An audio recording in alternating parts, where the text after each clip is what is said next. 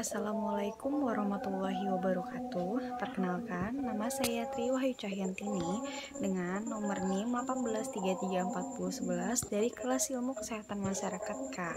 Saya di sini ingin menjelaskan mengenai hipertensi atau lebih tepatnya pencegahan hipertensi dan penanganannya.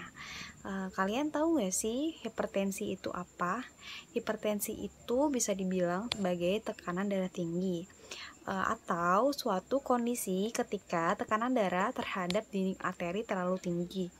Biasanya hipertensi didefinisikan sebagai tekanan darah di atas 140/90 mm dan dianggap parah jika tekanan di atas 180/120 mm.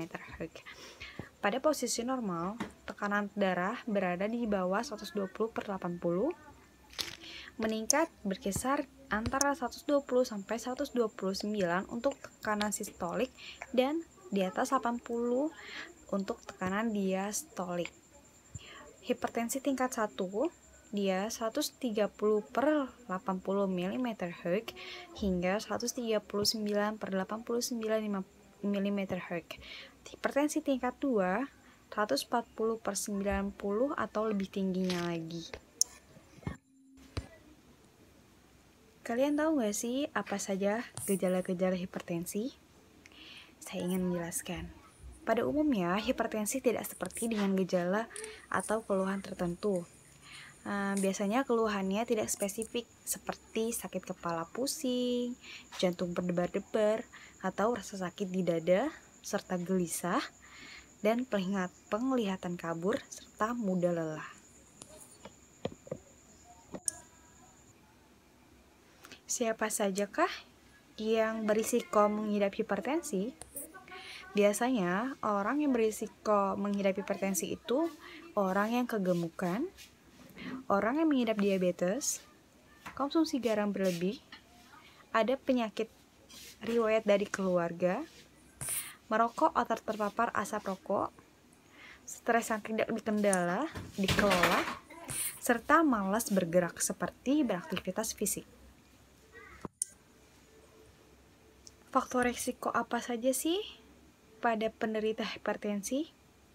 Ada 2. Yang pertama, faktor yang tidak dapat diubah. Yang kedua, faktor yang dapat diubah. Yang pertama tidak dapat diubah, yang kedua dapat diubah. Yang tidak dapat diubah seperti umur, riwayat keluarga, serta jenis kelamin.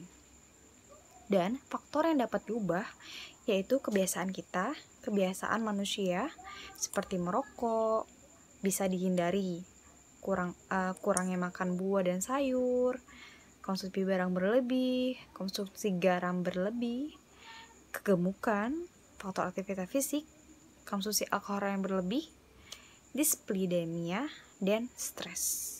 Itulah beberapa faktor yang dapat diubah.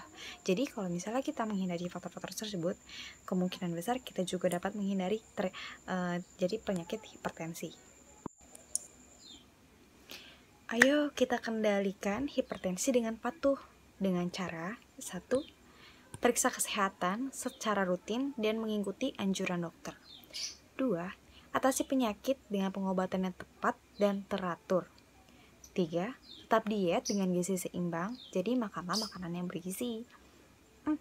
Upayakan aktivitas fisik dengan aman. Dan yang kelima, hindari asap rokok dan zat karsinogenik lainnya, atau hindari juga alkohol. Apa saja sih pencegahan dan pengendalian hipertensi?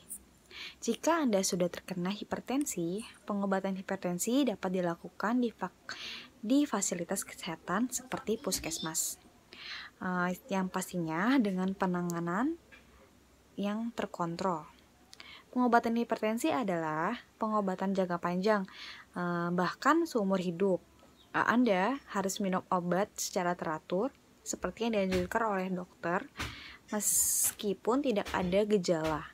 Dan harus mengetahui 1. Cara minum obat, dosis yang digunakan untuk tiap obat dan beberapa kali minum obat dalam sehari itu harus teratur. Yang kedua, mengetahui perbedaan antara obat-obatan yang harus diminum untuk jangka panjang, yaitu obat-obatan tekanan darah seperti contohnya ada amlodipin, dan pemakaiannya jangka pendek, yaitu untuk menghilangkan gejala kecil. Resiko hipertensi dapat dikurangi dengan cara mengurangi konsumsi garam. Jangan melebihi 1 sendok teh per hari untuk garam. Melakukan aktivitas fisik seperti lari pagi, bernaik sepeda secara teratur, jalan kaki 3 km, atau olahraga 30 menit per hari, minimal 5 kali seminggu. Tidak merokok dan menghindari asap rokok. Yang pastinya diet dengan gizi seimbang dan mempertahankan berat badan kita, serta menghindari minum-minuman beralkohol. Yuk kita ikut ceramah. Ceramah itu apa sih? Ceramah itu cek tekanan darah di rumah. Sebelum pengecekan, usahakan tubuh Anda dalam posisi duduk yang rileks selama 2-5 menit. Terus, pengecekan sebaiknya dilakukan 2-3 kali dalam jangka waktu 1 menit untuk mendapatkan data variasi tekanan darah. Biasanya itu setelah ngecek pertama, kedua, ketiga tuh berbeda-beda, jadi nanti bisa diambil yang tengah-tengahnya. Lalu yang ketiga, alat ukur tekanan darah yang dianjurkan adalah yang menggunakan manset dililitkan di lengan, dan gunakan alat pengukuran tekanan darah yang tervalidasi. Jadi itu ya jangan memakai tekanan darah yang tidak, yang abal-abal gitu. Misalkan bisa pakai yang merek Omron tuh bagus tuh. Demikian penjelasan yang bisa saya sampaikan. Selebihnya mohon dimaafkan bila ada kata atau kalimat yang salah. Wassalamualaikum warahmatullahi wabarakatuh. Terima kasih.